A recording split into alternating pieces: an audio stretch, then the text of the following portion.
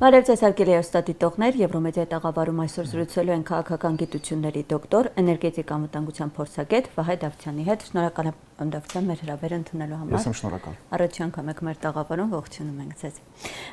Պարոն Դավթյան, ես ուզում եի այսպես մասնագիտական, մի փոքր ավել, թե այս թեման շատ քննարկվեց, փորձագիտական տարբեր կարծիքներ հայտնեցին։ Վենսի այցի հետ կապված, մասնավորապես մոդուլային ռեակտորների հետ կապված, այնտեղ հայտարարություն տարածվեց, որ Հայաստանը եւ ԱՄՆ-ն արդեն քննարկումներ են սկսել, եւ ԱՄՆ-ն մատակարարելու է մոդուլային ռեակտորներ, այս ծրագիրը շուրջ 9 միլիարդ այդ արժեքն է ունենալու։ Ես սրա նախադրյալների հետ կապված էի ուզում խոսենք, թե ինչ հետագա այսպես ունի այս նախագիծը եւ արդյոք սա չի կարող վտանգել Հայաստանի էներգետիկ անվտանգությունը։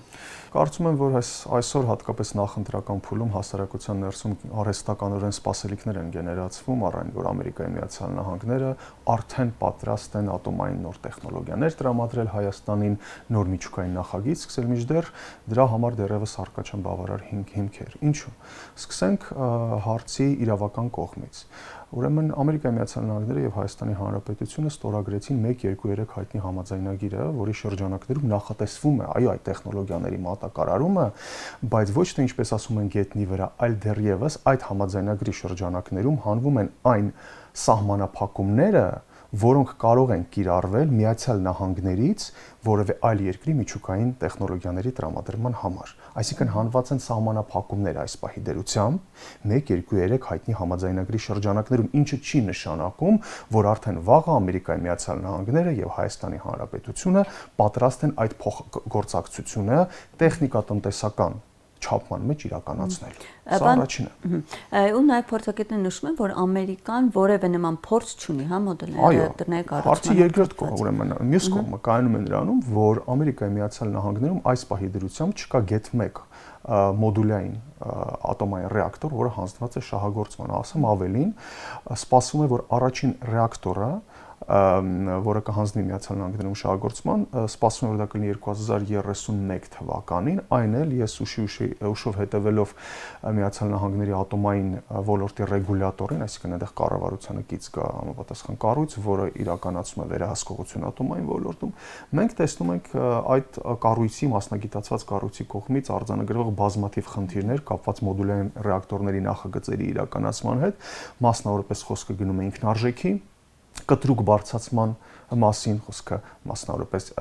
արտադրվող էլեկտրաէներգիա ինքնարժեքի մասին, այսինքն ի սկզբանե բիզնես պրոյեկտում դրված էր մի ինքնարժեք, այնուհետև նախագծի կյանքի կոչման ընթացքում պարզ դարձավ, որ գինը գրեթե կրկնապատկվում է եւ սա բնականաբար խնդիր է նաեւ սակագնային քաղաքականության համար ռեգուլյատորի կողմից իրականացվող եւ այլն։ Էլ չեմ խոսում այնպիսի տեխնիկական խնդիրների մասին, ինչպես օրինակ նոր այդ մոդուլային ռեակտորի ընդհանուր էլեկտրաէներգետիկ ցանցի միացման խնդիրներն են, որոնց մենք եւս առերեսվելու ենք։ Այսինքն Միացյալ Նահանգները փաստենք, որ այսօր չունեն անհրաժեշտ փորձ նման նախագիծ իրականացնելու համար, եւ սա թույլ է տալիս ինձ գալու մի պարտիեզրակացության, որ քանի որ այնուամենայնիվ Միացյալ Նահանգները չունենալով այդ փորձը, բայց այնուամենայնիվ ունենալով որոշակի առաջնահերթություն մոդուլային ռեակտորների զարգացման ուղղությամբ գուցե դիտարկում են Հայաստանի Հանրապետությունը, ինչ որ իմաստով որպես փորձադաշտ։ Դա ուզում ասել, ստացվում է, որ սա ոչ թե ծրագիր է, այլ ընդհանրապես փորձադաշտ։ Փորձադաշտ իրենց մոդուլային պրոյեկտների ուժեղ եւ թույլ կողմերը, ռիսկերը եւ հնարավորությունները գետնի վրա գնահատելու նպատակով։ Այսօր աշխարհում կան ընդհանրապես 2 երկիր, որոնք ունեն որոշակի փորձ մոդուլային ռեակտորների շահագործման, խոսքը գնում է Ռուսաստանի Դաշնության մասին, Ռոսատոմի կողմից իրականացվել է նախագիծ, որը շահագործվում է հայտնի ակադեմիկոս Լոմոնոսով սառցահատ նավի վրա, Rhythm 200N նախագիծը, որ այսօր Ռոսատոմը առաջարկում է նաև Հայաստանի Հանրապետությանը եւ երկրորդ նախագիծը հաջողությամբ կյանքի է կոչված Չինաստանում, բայց ինչպես տեսնում ենք, ոչ առաջինը, ոչ երկրորդը առայժմ մոդուլային ռեակտորների զարգացման ուղղությամբ Հայաստանի Հանրապետության գործող կառավարության համար դեռևս առաջնահերթ ուղղություններ չեն։ Պարոն Դավթյան, որքան էլ խոսեն այս ներդրումների մասին, իբրև ներկայացվի սա ներդրումային ծրագիր, բայց փաստացի Հայաստանն է, իր պետական բյուջեից վճարելու, այսինքն ավելի շատ առևտուր է։ Արդյոք սա սրա դիմաց ինչ որ արդյունք Հայաստանը ստանալու է, թե սա հերթական պարտքի բեռն է, այսպես ասած մեզ։ Տեսեք, ես չգիտեմ թե աղբյուրը այդ ֆինանսավորման որտեղից կլինի, եթե ի վերջո որոշում կայացվի, որ այդ ուղղությամբ Հայաստանը գնում է, որովհետև իմ պատկերացմամբ այդ վերջնական որոշումը դեռևս չկա։ Ուշադրություն դարձրեք, որ Վենսի այցի հաջորդ օրը Փաշինյանը ազգային ժողովում խոսում է գործող Մեծամորի երկրորդ էներգաբլոկի կյանքը մինչև 2046 թվական երկարացնելու մասին եւ խոսեց նաեւ ռուսական կողմի հետ գուցե հնարավոր համագործակցության զարգացման մասին եւ այլն։ Այսինքն սա թույլ է տալիս մեզ առնվազն եզրանգելու, որ չկա վերջնական որոշում։ Ինչ վերաբերում է 9 միլիարդին։ Տեսեք, մեծ հավանականությամբ, եթե այդ նախագիծը այս ձևաչափով կյանքի կոչվի, ապա այն կենթադրի նույն Ամերիկայի Միացյալ Նահանգներից այդ միջոցների վարկի տեսքով տրամադրում Հայաստանի Հանրապետությանը։ Բնականաբար դա հանգեցնելու է պարտքի, պետական պարտքի կտրուկ աճին, առանց այն էլ մենք այսօր մոտենում ենք բավականին կրիտիկական կետին, այսինքն հնայի եւ պետական պարտքի համադրության առումով եւ սա անխուսափելիորեն ստեղծելու է լրջագույն ռիսկեր թե երկրի տնտեսական, սոցիալական, թե իհարկե իր հերթին էներգետիկ անվտանգության համար։ Ինչու՞։ Գալով զուտ էներգետիկ անվտանգության դաշտ, որտեղ ակնհայտ է, որ եթե մենք որոշում ենք կայացնում կառուցելու փոքր մոդուլային ռեակտոր, ապա առաջինը մենք կորցնում ենք ավանդական ատոմային հզորությունները, որոնք կարող են թույլ տալ Հայաստանի Հանրապետությանը հանդես գալու տարածաշրջանում որպես կարևոր դերակատար, ոչ միայն որպես երկիր, որը ունի այդ ռազմավարական օբյեկտը, միակ երկիր, որը ունի այդ ռազմավարական օբյեկտը տարածաշրջանում, այլ նաև որպես էլեկտրաէներգիայի կայուն արտահանող, չէ՞։ Հիմա մենք գիտենք, որ արդեն պատրաստվում է Նիկոլ Փաշինյանի այցը Իրան Իսլամական Հանրապետություն եւ այնտեղ կետերից մեկը,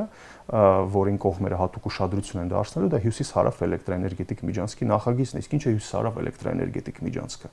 Դա մի նախագիծ է, որով Հայաստանի Հանրապետությունը պետք է ի վերջո կյանքի կոչի դեպի Իրան երրորդ բարձրավոլտ օդային գծի կառուցման աշխատանքները եւ էապես ավելացնի էլեկտրաէներգիա արտահանումը դեպի Իրան, որտեղ կա այդ պակասորթը։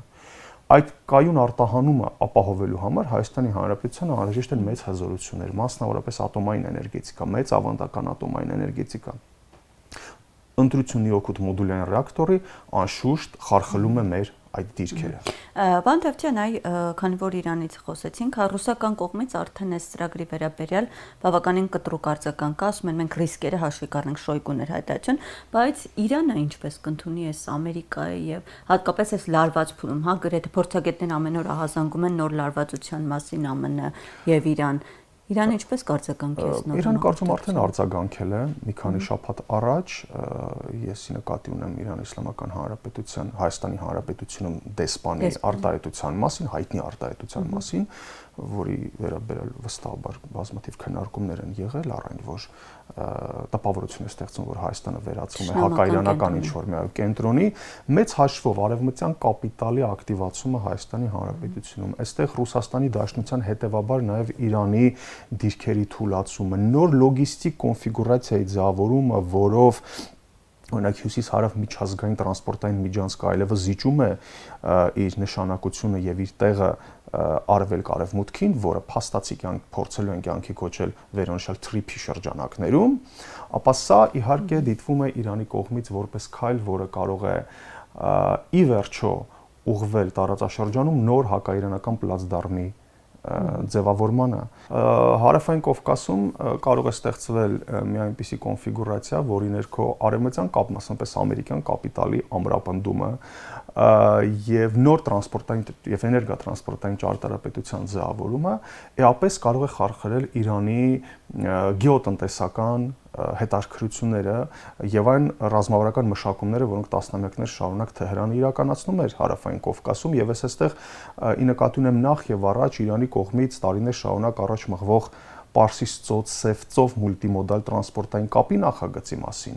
որի ներքո Հայաստանի Հանրապետությունը դիտարկվում է որպես շատ կարևոր կապող օղակ։ Հիմա եթե հարցը դիտարկում ենք տրանսպորտային, այսպես կոչված տրանսպորտային պատերազմների տրամաբանության ներքո, ապա տարածաշրջանում փաստացի բախվում են երկու մեգա ռազմավարություն՝ հյուսիս-հարավ եւ արևելք-արևմուտք։ Հյուսիս-հարավի հիմնական շահառուներն են Իրանը, Ռուսաստանի Դաշնությունը, Հնդկաստանը, նաեւ կարող է լինել Հայաստանի Հանրապետությունը, եթե ճիշտ դիրքավորվի այս լոգիստիկայի մեջ։ Արևելք-արևմուտքի գլխավոր շահառուներն են, ինչպես հասկանում ենք, Թուրքիան եւ Ադրբեջանի Հանրապետությունը եւ նրանց ավելի, այսպես, խոշոր այն աշխարհաքաղաքական կենտրոնները, որոնք իրականացնում են այդ երկրների մակրոռեգիոնալ կոռացիան, մասնավորապես Հանձնից Ամերիկայի Միացյալ Նահանգների, եւ Միացյալ Նահանգները չեն էլ թաքցնում, որ իրականացնելով TRIP-ը նրանք այլընտրանք են ստեղծում միջին միջանցքի, որը կապելու է Թուրքիան եւ Ադրբեջանը, ստեղծելով նոր տրանսպորտային իրականություն հարավային Կովկասում, որի ներքո այլևս չի լինելու ռուսական ազդեցություն։ Իրանի մասին այնտեղ դեռևս խոսք չկա բնականաբար, բայց ակնհայտ է, որ այն չափման մեջ, որի մեջ մենք ենք դիտարկում այսօր ձեզ այդ հարցը, ակնհայտ է, որ Իրանը այս համակարգում եւս տեղ չունի եւ սա անվտանգության ռիսկ է Թեհրանի։ Պարոն Դավթյան, բայց իշխանություններն էլ ասում են, հա TRIP-ի այսպես շրջանակներում մի ծրագիր են ստեղծում, որը այսպես հնարավորություն կտա տարբեր կողմերի, այդ թվում նաեւ Ռուսաստանին եւ Իրանին, այսպես մի համագործակցային ծրագիր ձևավորել, այսինքն ցանկանում են իբրև ներգրավել նաեւ Իրանին, Ռուսաստանին։ Ես գրեթե բացառում եմ, որ այդ երկրները ուղիղ եւ ինստիտուցիոնալ մասնակցություն կարող են ունենալ օրինակ նույն TRIP-ին, որովհետեւ սա ամերիկյան նախագիծ է, իսկ Ամերիկայի Միացյալ Նահանգները դիտում են սա նախ եւ առաջ որպես իրենց աշխարհաքաղաքական ազդեցության շատ կարեւոր գործիք։ Շատ է խոսում եւ իշխանությունների եւ իշխանամերձ ինչ որ մասնագետների, փորձագետների եւ մեդիաների կողմից, որ TRIP-ը հնարավորություն է առհասարակ Հայաստանի Հանրապետության համար, բայց դա կարող է լինել հնարավորություն բացառապես այն դեպքում, եթե տեղի ունենա համալիր ապաշրջափակում տրանսպորտային եւ առևտրային հաղորդակցությունների, իսկ եթե ավելի հստակ լինենք, եթե օրակարգ բերվի Իջևան, Ղազախ եւ Կարս-Գյումրի երկաթուղիների վերաբացման եւ վերագործարկման Բայց նման նախադրյալներ տեսնում եք այս պահին։ Այս պահի դրությամբ չեմ տեսնում, հենց դրա համար էլ ասում եմ, որ դիտարկել TRIP-ը բացառապես որպես լոկալ նախագիծ, դա լոկալ նախագիծ է Հայաստանի շահի տեսանկյունից է լոկալ, այն իհարկե տեղավորվում է շատ ավելի լայն աշխարհաքաղաքական համայնապատկերի մեջ, հայկական տնտեսական շահերի տեսանկյունից է այն բացառապես լոկալ, այո, եթե մենք դիտարկում ենք TRIP-ը որպես ինչ որ մի նախադրյալ տարածաշրջանային կապերի եւ հաղորդակցությունների վերաբացման համար, ապա ես կարծում եմ, որ դրա համար մենք չունենք այսօր որևէ հստակ հիմք, ինչու, որովհետեւ առաջինը, այո, պաշտոնական Երևանը ասում է, որ սա կարող է տեղավորվել հայտնի այդ կահարվող ուրեմն խաղաղության խաչմերուկի ռազմավարության մեջ, բայց մենք տեսնում ենք, թե ինչպես է Ալիևը ծաղրում ընդամենը օրեր առաջ խաղաղության խաչմերուկը որպես նախագիծ, ասելով, որ դե Բայդենի ադմինիստրացիան կվերադառնա, նոր մենք կարող ենք խոսել այդ ժամանակ խաղաղության խաչմերուկի մասին։ Ճիշտ է, Թուրքիան ճիշտ է, որոշակի հայտարարություններ արվում են տրանսպորտային եւ էներգետիկ փոխգործակցության մասին, նախարար Բայրակտարը օրերս նման հայտարարությամբ հանդես եկավ, բայց ակնհայտ է, որ Թուրքիայի կողմից իրականացվող տրանսպորտային ռազմավարությունը գրեթե ամբողջությամբ բացառում է Հայաստանի ինտեգրումը տարածաշրջանային կապերին եւ որպեսզի ավելի այսպես հիմնավոր ներկայացնեմ իմ այս դրույթը, հղում անեմ Թուրքիայում 2023 թվականին հաստատված մինչև 2053 թվական տրանսպորտային ռազմավարության վրա, որում ներկայացված են ամենատարբեր ուղղությունները, ներառյալ հարավկովկասյան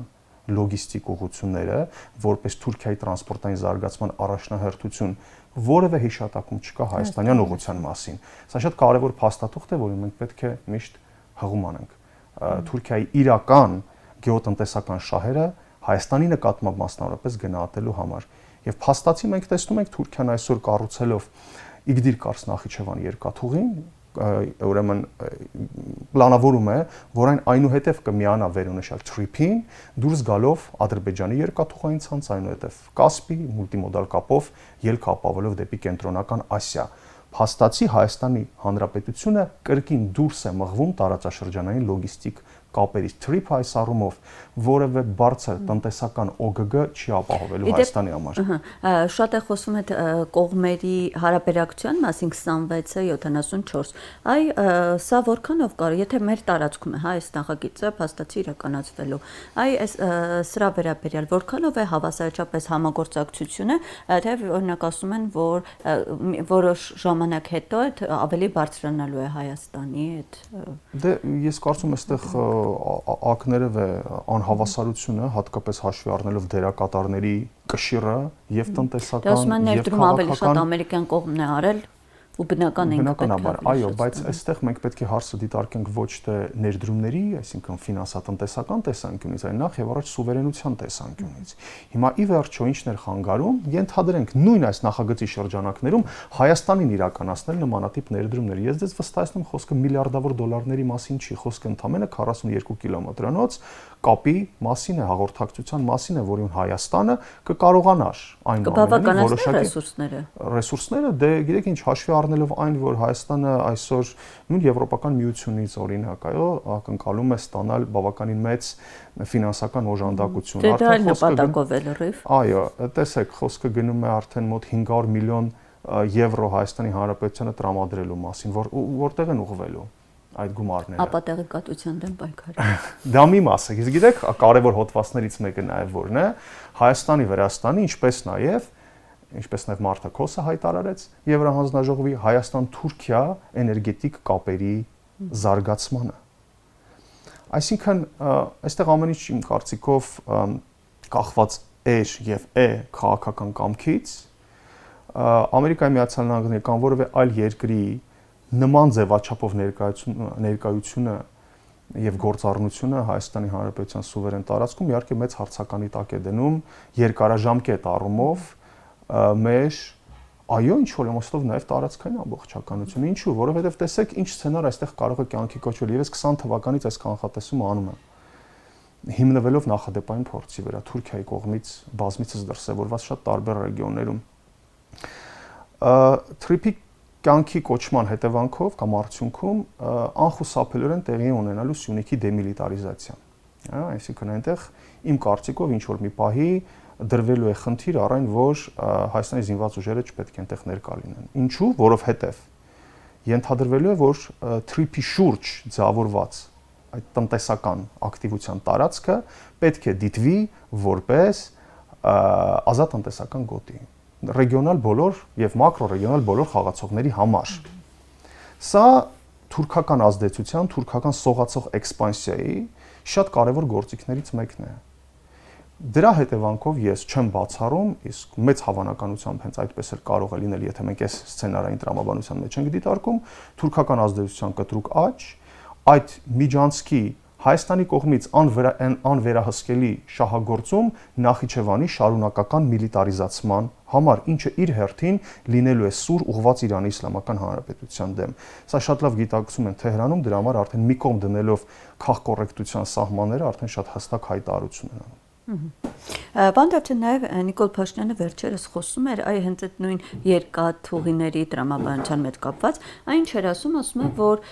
մեզ հետ չեն ցանկանում համագործակցել տարբեր երկրներ, քանի որ այդ կառավարումը Ռուսաստանի վերահսկողության ներքո է գտնվում, սա նույն դրամահապկի հետ կապված այդ զենքերի նույն տրամաբանության մեջ է կարծես, ու առաջարկում է վաճառել մի երկրի, որը բարեկամ է եւ Հայաստանին եւ Ռուսաստանինում նկատի ունեն։ Օրինակ տարբեր փորձագետներ հենց Թուրքիային են դեպի ուղում չգիտեմ Դե ինչ որ երկրներ նշեց, Ղազախստանը նշեց, եթե չեմ սխալվում, Մերձավոր Արևելքի որոշ երկրներ։ Դե տեսեք, դա իմ կարծիքով բացարձակ մերկապարանոցը հիմա բացատրեմ թե ինչ է նշանակում, որ երրորդ երկրները չեն ցանկանում Հայաստանի հետ աշխատել, որտեղ այստեղ կա ռուսական կապիտալ։ Եկեք աշխարհագրորեն մոտենանք հարցին, որ երկրներն են դրանք։ Կենտրոնական Ասիայի երկրները Չինաստանը, նրանք վաղուց արդեն հարավային Կովկասով իրականացում են տարանցման գործառույթ Թուրքիայի եւ ԵՄ հետ Վրաստանի տարածքով, Բաքու-Թբիլիսի Կարս երկաթուղի եւ այլ հաղորդակցություններ, չէ՞։ Մերձավոր Արևելքի գեթ 1 կարևոր խաղացողի դուք չեք նշի, որ այսօր դինամիկ տնտեսական կապերի մեջ չի գտնվում Ռուսաստանի Դաշնության հետ։ Եվ Քաթարը, եւ Սաուդյան Արաբիան, եւ Քուվեյթը եւ այլն։ Իրանը բնականաբար մենք չենք դիտարկում այս տրամաբանության մեջ, այո, որպես երկիր, որը կարող է խուսափել Հայաստանի հետ փոխգործակցությունից ռուսական կապիտալի առկայության պարագայում։ Մնում են ընդհանրապես մեր երկու հարևանները, Թուրքիան եւ Ադրբեջանը, որոնք այո, մասնորեն Ադրբեջանը մենք տեսնում ենք այսօր ակտիվորեն իրականացնում է դեսովետիզացիայի քաղաքականություն եւ Նախիջևանի սահմանադրության փոփոխությունը դրա վառ օրինակ, որից հանվեցին հիշատակումները Կարս եւ Մոսկվայի պայմանագրերի 21 թվականի։ Սա արցի մի կողմն է։ Ադրբեջանը այսօր ամեն կերպ փորձում է դիրքավորվել եւ դա հաջողությամբ նրանց ստացվում է որպես մի երկիր, որը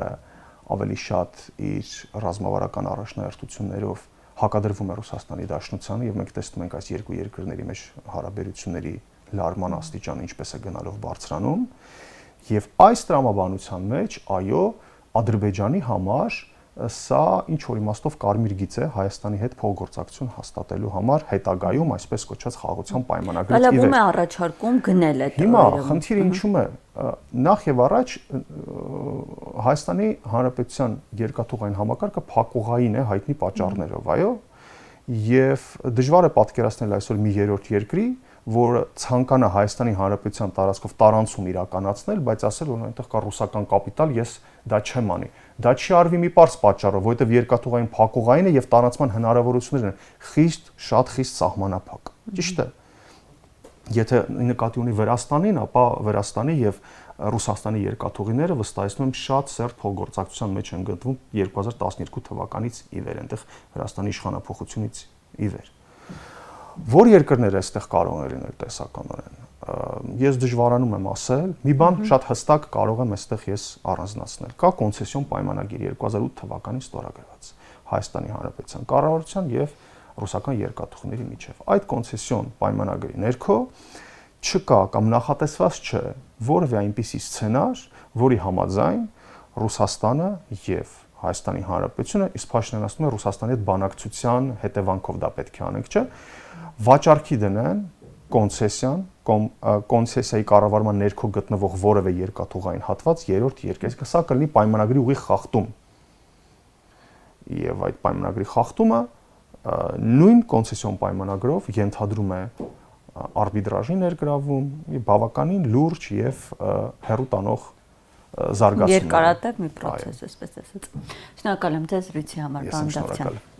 Հարգելի հեռուստադիտողներ, ես հիշեցնեմ, որ այսօր մեր զրուցակիցը քաղաքական գիտությունների դոկտոր, էներգետիկ անվտանգության փորձագետ Վահե Դավթյանն էր։ Ես շնորհակալ եմ մեր հարցազրույցին հետևելու համար, կհանդիպենք։